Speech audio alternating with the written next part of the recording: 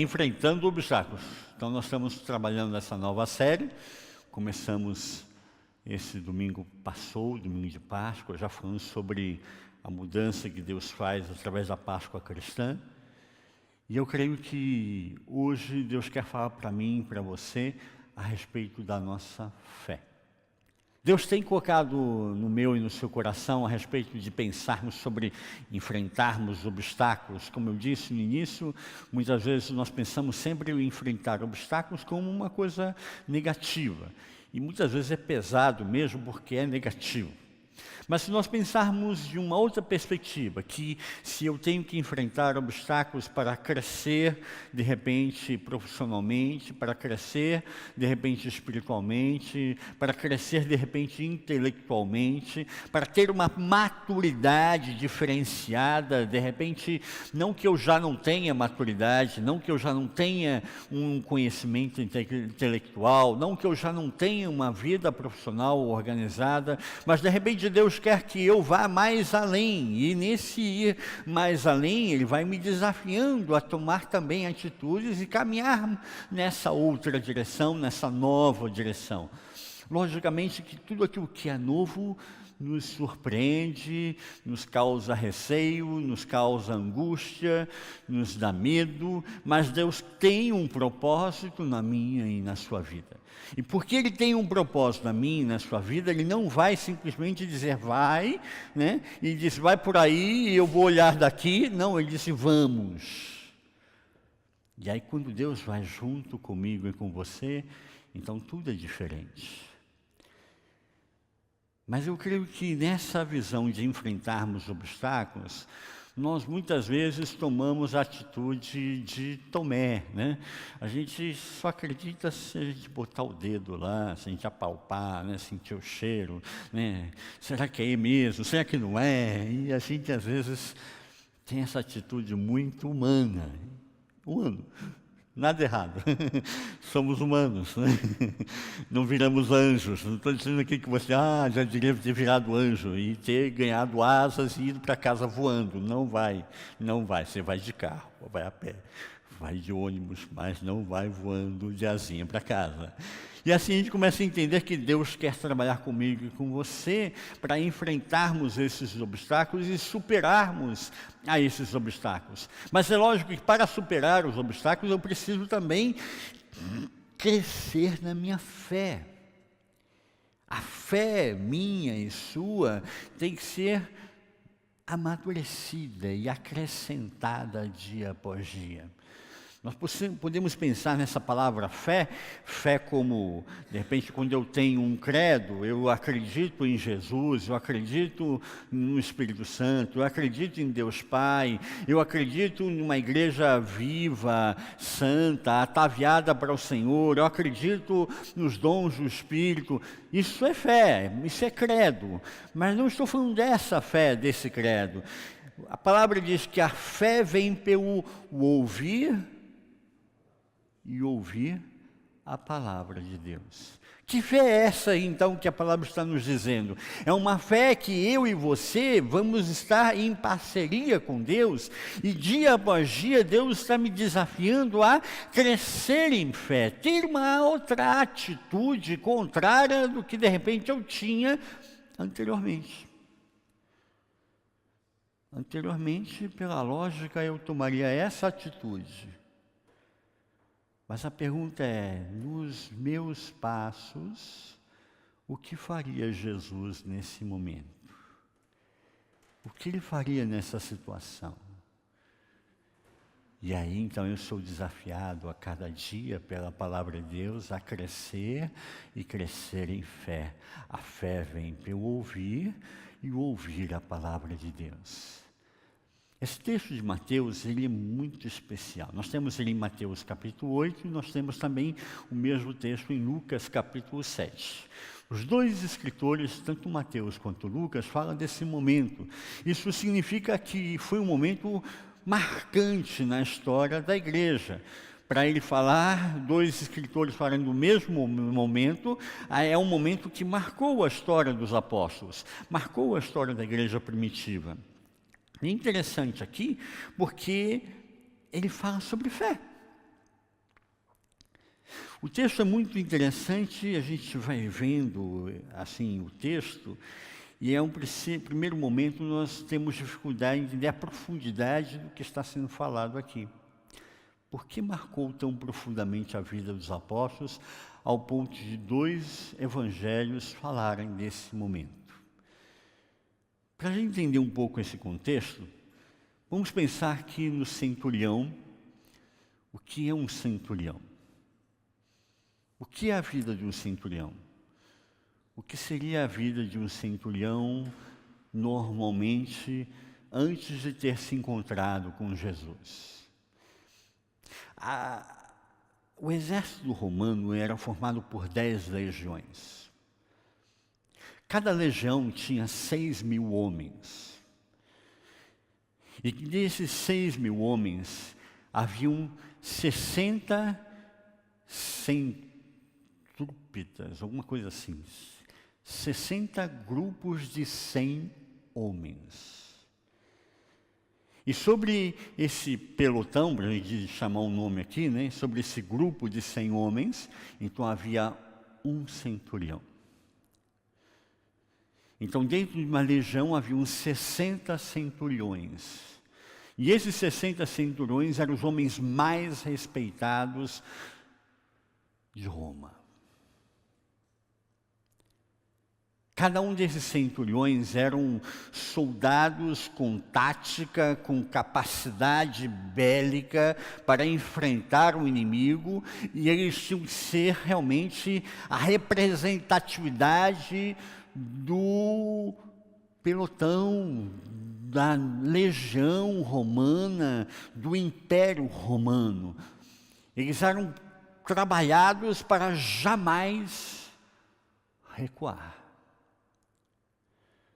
O centurião tinha uma armadura no peito, mas nas costas não tinha nada. Para dizer, nós nunca damos as costas para o inimigo. Nós só enfrentamos o inimigo de frente. O centurião era um homem que era escolhido a dedo dentro da tropa dos 100 homens. Ele tinha que ser uma pessoa que ele evitava a guerra. Que ele procurava não entrar na guerra. Que ele procurava de alguma forma, digamos, politicamente correta, né? Estava tentando evitar o confronto, evitar o conflito. Mas se ele entrasse no conflito, ele não voltava mais atrás. E ele era justamente o ícone do pelotão. O centurião ia à frente, então os outros soldados, não, vamos junto com o centurião. Então nós temos aqui uma figura que nos ensina sobre enfrentarmos as dificuldades, enfrentarmos os problemas de frente. Pensando aqui na visão do homem centurião antes de ter se encontrado com Jesus, ele é um homem que mostra então honestidade, pontualidade, mostra perseverança, mostra qualidades muito claras de qualquer trabalhador que hoje uma empresa gostaria de ter. Uma pessoa que age corretamente e enfrenta as dificuldades no seu dia a dia. O texto deixa assim claro para nós que o centurião é uma pessoa acostumada a mandar. Mas só aprende a mandar quem é acostumado a obedecer. Dentro de uma figura e de uma filosofia militar, você aprende a obedecer. E depois que você aprende a obedecer, você aprende a mandar corretamente. E é uma via de mão dupla, eu aprendo a obedecer e eu aprendo a mandar. Mas se eu não aprender a obedecer, eu não aprendo a mandar. Ou eu vou mandar incorretamente. E ele então mandava a 100 homens. Esses 100 homens, o que ele dizia era lei, era inquestionável, porque era o homem de experiência, era o homem de confiança do Império Romano. Ele era o homem destacado dentro da legião, só haviam então 60 centuriões, que era o destaque dentro de uma legião de 6.000 homens. eram profissionais veteranos do exército. Era uma máquina de matar também. Quando o centurião entrava numa guerra, todos sabiam que ele entrava para destruir. Nós vemos pela história que haviam legiões no Império Romano que eram temidas. E aí, quando se falava de tal legião, os outros inimigos tremiam de medo, porque sabiam que viria coisa pesada. E esse homem tem um encontro com Jesus. Este centurião, que nós não sabemos o nome dele até hoje, ele vai em busca de Jesus. Mas ele vai em busca de Jesus porque ele deseja algo para a vida dele, ele tem um pedido especial para a família dele, ele tem algo em particular que ele quer buscar em Jesus? Não. Ele vai fazer um pedido por um servo dele, um escravo da casa dele. Hoje, século XXI, fica difícil nós entendermos o que se passava nessa época. Quando a gente fala de escravatura, nós no Brasil passamos, infelizmente, por essa mancha da escravatura também, mas assim mesmo fica distanciado, fica difícil, né? Algumas pessoas vão ler alguns poemas de Camões, algumas coisas, vão romantizar o que é escravatura. Aristóteles fala sobre o escravo. Ele diz: não pode haver justiça nem amizade com as coisas inanimadas, nem sequer com um cavalo, com um boi ou com um escravo, enquanto escravo. Um escravo é uma ferramenta dotada de vida, assim como uma ferramenta é um escravo sem vida. O escravo era, sabe aquilo que a gente fala na matemática, o zero depois da vírgula, né? Zero à esquerda, né? Que quer dizer nada, é o escravo.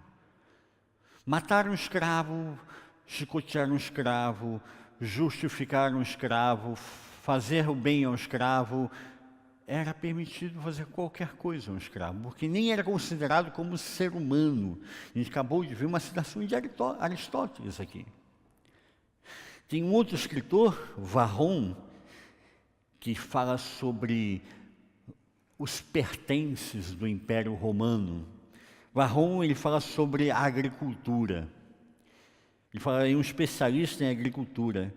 E ele diz que deveria se dividir as ferramentas da agricultura em três classes. A primeira classe, ele fala que seriam os invertebrados. Os invertebrados incluem os escravos. A segunda classe são os inarticulados, os animais da lavoura. A terceira classe são os veículos, as carroças, os instrumentos, seriam os mudos. A única diferença em qualquer um dessas ferramentas é que o escravo sabia falar.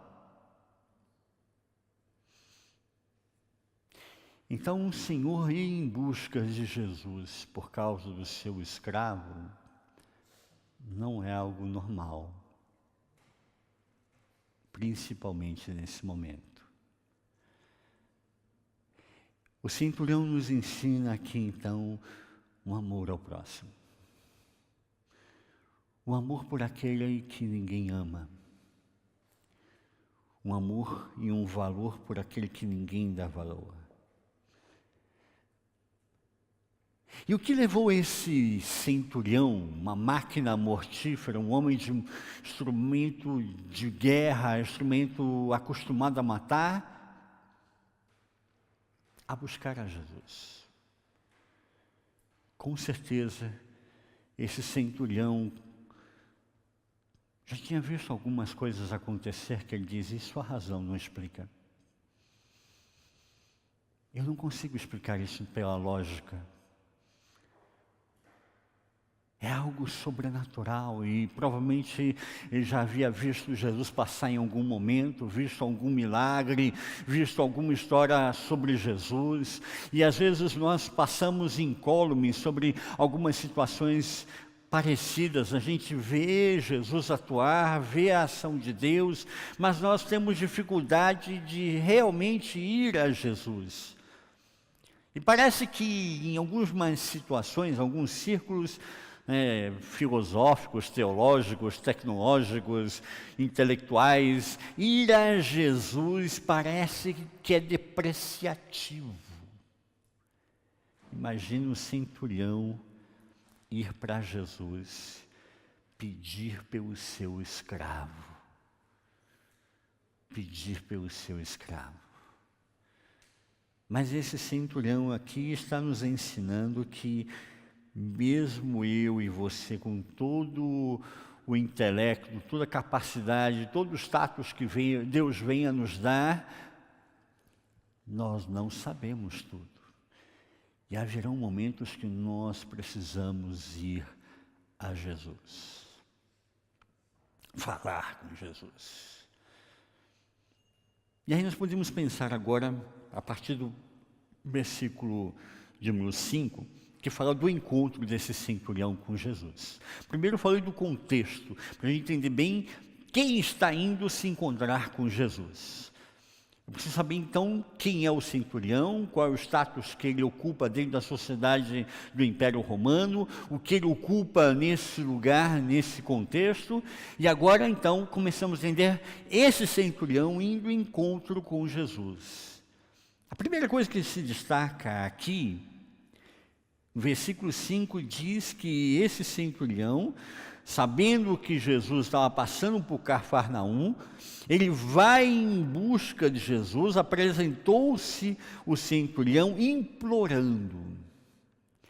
Essa atitude de implorar, o Senhor era feito isso diante de César, o Senhor era feito isso diante de um Senhor magnânimo, um Senhor muito poderoso. Só era feito isso diante de uma divindade. O verbo que é utilizado aqui nesse momento é proskinel. Proskinel, na verdade, é prostrar-se. É o centurião, o chefe de 100 homens, que ele está se colocando prostrado. É mais do que se ajoelhar. O proskinel era usado também para adorar a divindade. Quando havia uma situação que eu não poderia resolver, as pessoas vinham e se deitavam diante daquela divindade e pediam àquela divindade que resolvesse aquilo que era impossível.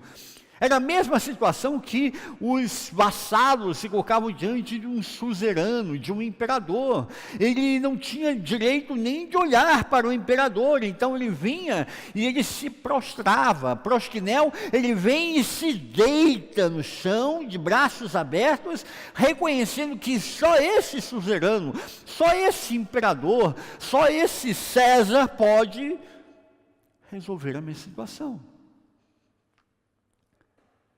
E é o centurião romano, o homem acostumado a enfrentar o inimigo de frente, uma máquina mortífera,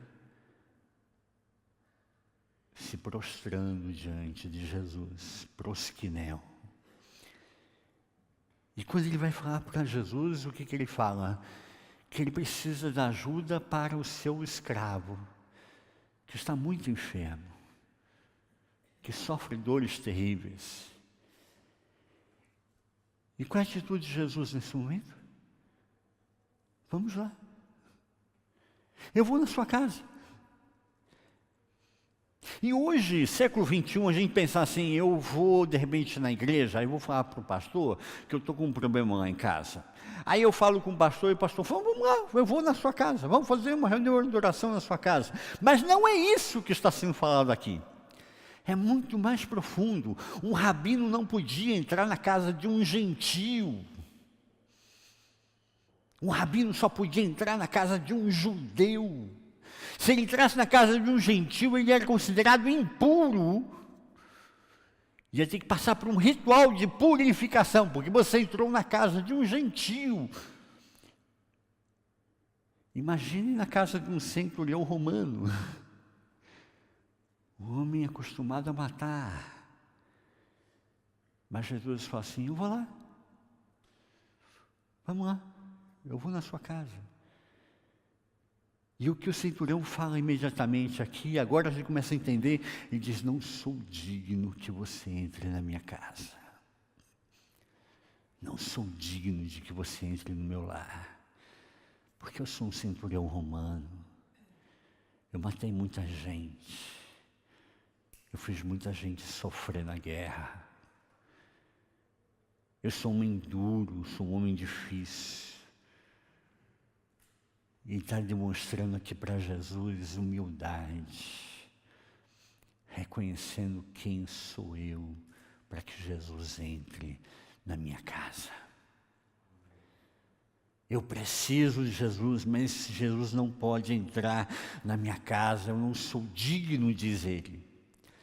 Eu não sou digno que entres na minha casa. E por isso que eu falei que nós temos os dois textos, Mateus, e temos em Lucas. Em Lucas, o processo burocrático é mais complicado, né? Diz o texto de Lucas que os anciãos judeus, amigos desse centurião, vão falar com Jesus. E a primeira coisa que eles vão falar com Jesus: esse homem é um homem digno, amigo dos judeus. Mas a primeira palavra do centurião é: eu não sou digno de que entre na minha casa. Apesar de ser o centurião romano, ele não se autoexalta. Ele sabe que está diante do Senhor dos senhores, aquele que pode resolver todas as situações. Mas é interessante, se a gente continua lendo o texto, versículo 8 em diante, ele diz então uma coisa que é impensável naquele momento. Nós vemos vários momentos que as pessoas vêm falar com Jesus e vêm trazer os enfermos. E elas apresentam os enfermos para Jesus orar por essas pessoas, tocar a essas pessoas e elas serem curadas. Mas o que faz o centurião romano? Ele diz: basta uma palavra. Basta uma palavra tua e tudo será resolvido. Porque eu sou um homem de ordens. Se eu dou uma ordem a um soldado meu, vai, ele vai. E se eu digo vem, ele vem. E se eu digo a um escravo meu, faça isso, ele faz. E se eu digo a ele, não faça isso, ele não vai fazer. Então basta que tu dê uma palavra e tudo vai ter que ser resolvido, porque tu és o Senhor dos senhores. Esse centurião está nos ensinando aqui sobre autoridade. A autoridade de Jesus. Basta uma palavra. Tem uma história de Finney. Finney foi um grande avivalista no século XVIII na Inglaterra. E ele, pregando o Evangelho, ele sentiu no coração de abrir orfanatos. E ele trabalhar a infância, trabalhar a juventude que estava perdida. Então ele começa a abrir orfanatos. Ele não tinha dinheiro, não era um homem rico, mas ele abria orfanatos. Ele disse: Deus vai suprir essa obra. E ele, em diversos momentos, tem relatos assim fantásticos. Um desses relatos que me marcou o coração, ele está um dia no orfanato e vem a administradora do orfanato com várias crianças e ela diz, né: Finney, olha, nós estamos com um problema. E ele diz: qual é o problema? Acho acabou o leite. As crianças estão sem leite. E ele fala: vem cá, me dá a mão aqui, vamos orar. E o relato diz que então a pessoa abaixa a cabeça assim, e a pessoa agora, né, Finney, é o grande avivalista da Inglaterra, né? Ele vai fazer aquela oração, né, de poder, né? Vai descer fogo do céu agora. Ele diz assim: Deus, obrigado porque acabou o leite. Amém. E ela, acabou? Era isso? E ela sai. Volta para a cozinha, para a administração do orfanato. E aí ela chega lá e o pessoal fala: acabou o pão também. Agora acabou os dois, acabou o leite, acabou o pão. Aí ela, o filho não está num bom dia hoje, né? Já fui lá falar com ele, né? Vamos lá falar com o filho de novo, né? Porque só agora ele se empolga, né? Mas aquela oração de poder, né? Ela chega lá, vai falar com o Finney, acabou o pão. Aí ele, acabou o pão. Dá a mão aqui então. Aí a mão assim, ela, né? Senhor, obrigado, porque acabou o pão. Amém. E ela sai, né? Diz o relato, assim, toda desenchavida da vida, né? Era isso? E ela volta, então, acabou o leite, acabou o pão, e filhos já orou, então, o que nós vamos fazer, né? E aí, batem na porta do orfanato, e um senhor nervoso fala: olha, eu estou assim, uma situação difícil, eu sei que vocês não podem me ajudar, que é um orfanato, tudo, mas é que eu sou o padeiro da cidade e eu vim para essa região para entregar os pães. E a carroça quebrou, não está muito ali na frente, quebrou ali, né? E não vai adiantar, até que chegue alguém para restaurar a carroça, para a carroça voltar a funcionar e tudo. Ou seja, esses pães já foi para o brejo, já foi, perdeu. Mas eu vi que aqui é um orfanato, quem sabe o orfanato não gostaria de uma doação, né? Não sei se vocês se interessariam, né? Se eu ofertasse os pães para vocês, vocês aceitariam? E a mulher, sim. E aí ela começa a carregar os pães para dentro e tudo, e mal ela acaba de carregar os pães, chega uma segunda pessoa e fala: olha, eu estou numa situação delicada também, mas na verdade eu queria fazer uma pergunta para vocês. Aí ela, sim, eu sou leiteiro da cidade e eu ia levar esse leite para ser produzido e ser trabalhado para virar queijo, mas não deu certo, uma série de situações aconteceu e eu estou com leite tudo aí e está na carroça. Então, se eu deixar na carroça, vai azedar, vai estragar tudo, né? Eu vi que aqui é um orfanato, vocês usam leite aqui, vocês aceitariam uma doação de leite? E eu vejo nesse texto que o centurião está nos ensinando a termos mais fé e confiança em Deus. E sabermos que é Deus quem tem autoridade. Basta uma palavra, diz o centurião. Não é pelo muito falar, não é uma oração, Senhor Altíssimo e Soberano Deus. Não. É simples. Senhor, acabou o pão. Acabou o leite. Amém. E confiarmos que o Senhor vai fazer uma obra em meio a esse processo. E é essa a palavra que o centurião vem dizer para mim e para você. E o centurião não é crente, entende isso? O centurião não é o que vai à igreja, não é a pessoa que é crente. O centurião, ele é uma pessoa que confia na autoridade. Se ele é uma autoridade, se Jesus é a autoridade, então basta uma palavra dele e o meu servo será curado. E ele começa então a trazer uma coisa que é diferente do contexto que até então estava sendo apresentado. Quando tinha alguém com uma enfermidade, eles pegaram essa pessoa enferma e levavam para Jesus. E pensavam, se Jesus tocar essa pessoa, se ele apalpar essa pessoa, se ele chegar e tocar nessa vida, então ela vai ser restaurada. Mas o servo do centurião estava na casa dele.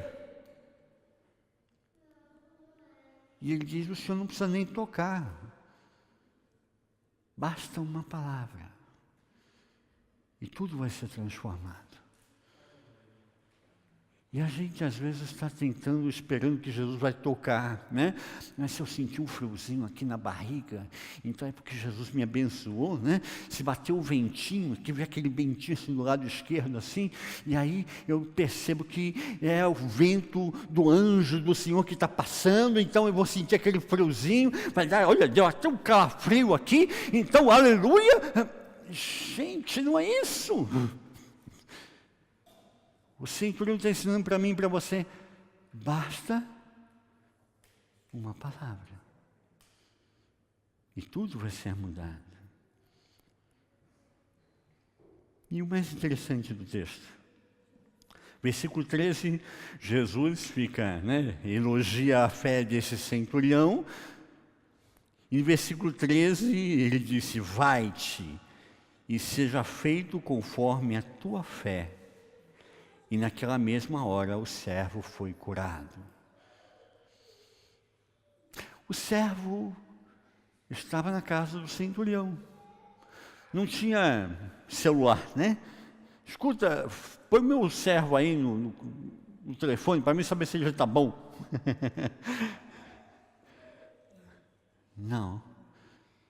Não tinha WhatsApp, não tinha aquela coisa de ver a imagem. Põe ele aí, porque eu quero ver o meu servo aí, no celular, eu quero ver ele. Não tinha. Jesus falou assim, vai-te. E ele faz o quê? Ele vai. Porque basta uma palavra. Se basta uma palavra, Jesus disser para mim, vai, eu vou. Mas a lógica não diz isso. Mas a lógica não quer dizer muita coisa nesse momento. Jesus disse que vai, eu vou. Se Jesus disse que vai dar certo, vai dar certo. Porque Jesus quem disse. Ele é a autoridade sobre nossas vidas. E ele foi. E é interessante aqui, por isso que eu queria que você guardasse esse texto com muito carinho, porque ele não vai murmurando, reclamando, não diz nada disso no texto, simplesmente ele vai, porque ele está contente que agora ele vai encontrar o servo dele em casa, já bem, é essa a fé, essa é a confiança que ele tem. Jesus é autoridade, disse para mim, vai, eu vou. E o texto diz que ele vai, e o que ele encontra quando ele chega em casa? O servo dele já está bom. Ele disse, amém. E Jesus disse, eu procurei em todo Israel e não encontrei uma fé desse tamanho. E olha que Jesus gostava de ir na igreja, né? Ia sempre na igreja, na sinagoga, ler a Bíblia e tal, né? Então, e não encontrou uma fé desse tamanho. Ele foi e recebeu a bênção.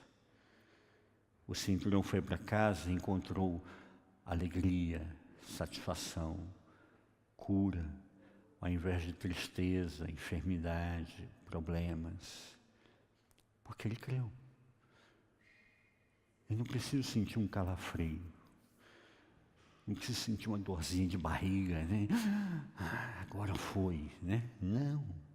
Jesus disse que vai acontecer. E é interessante nesse momento porque Jesus, quando fala da fé desse homem, no versículo 11, 12, ele fala de uma coisa que aqui, com certeza, passou desapercebida a você. Naquele momento, na cabeça do judeu, o judeu é o povo escolhido. O judeu é o povo separado por Deus e eles são diferentes, são separados, são um povo separado por Deus. Ele é diferente das outras nações. Deus tem um olhar para o judeu como se fosse um olhar todo especial. Tem duas pessoas, um é judeu, é para o judeu que Deus olha. Na concepção do judeu, no fim dos dias, haveria um grande banquete. Judeu não gosta de passar necessidade. Você conhece um judeu pobre? Não, né? Então ele fala assim, no seio de Abraão, no banquete de Abraão, vai estar Abraão, Isaque e Jacó. Então um judeu vai se achegar a essa mesa e vai se aproximar dessa mesa, e ele vai sentar na mesa de frente com Abraão, Isaque e Jacó, e ele vai comer do melhor da terra, aquilo que Deus tem de melhor no céu, na sua grandeza, para dar ao seu povo, porque o povo judeu é o povo escolhido. E quem não é judeu, quem não é judeu vai sentar nas trevas, vai ficar na parte exterior, vai ficar no meio da escuridão. E essas trevas é o Hades, onde haverá ranger de dentes. E é isso que Jesus diz aqui no versículo 11, 12, ele fala sobre esse ranger de dentes. Mas o que Jesus fala nesse momento? Ele fala que é o judeu que vai sentar com Abraão, Isaque e Jacó. Ele disse, não! Virão pessoas do Ocidente, do Oriente, e vão se sentar à mesa com Abraão, Isaque e Jacó.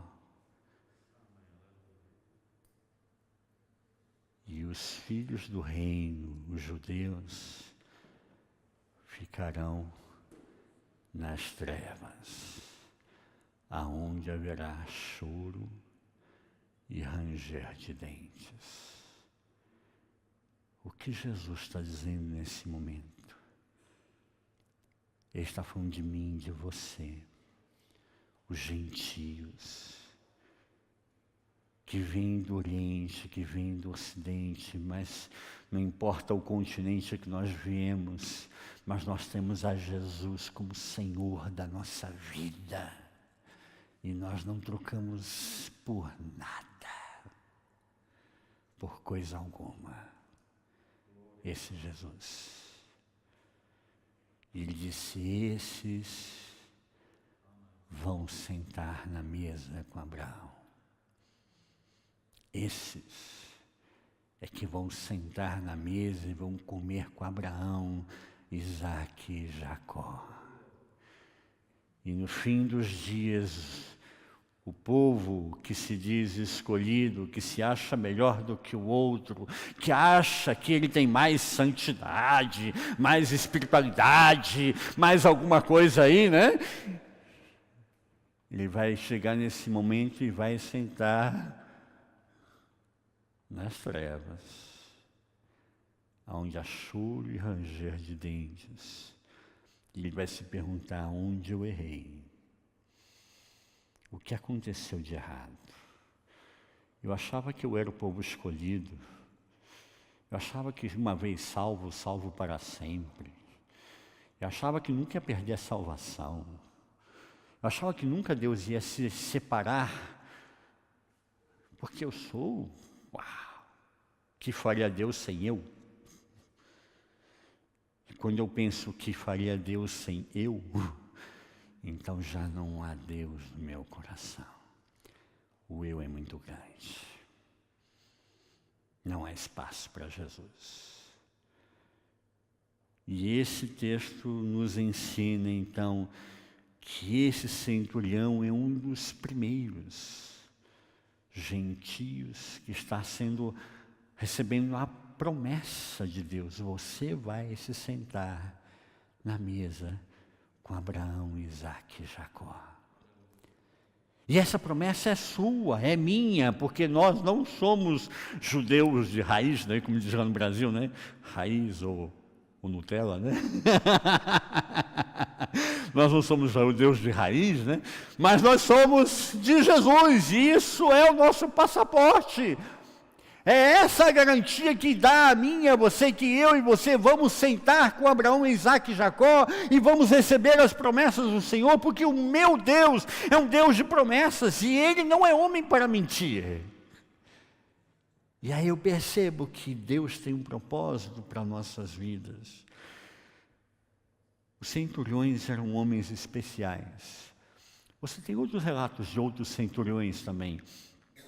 Tem Mateus 27, tem Atos 10, Atos 26, Atos 23, Atos 24, Atos 27. Você tem o centurião, que é famoso, que é o Cornélio, que pediu que Pedro fosse à sua casa para pregar, e é o primeiro a se converter em Atos 10. Você tem o centurião que reconheceu Paulo como um cidadão romano e resgatou a Paulo do meio da multidão para não ser ali apedrejado e linchado pela multidão. Você tem o centurião que entregou para Paulo os planos dos judeus de matar a Paulo e diz: não, Paulo, cuidado, desce pela corda e escapa dessa armadilha que estão preparando para você.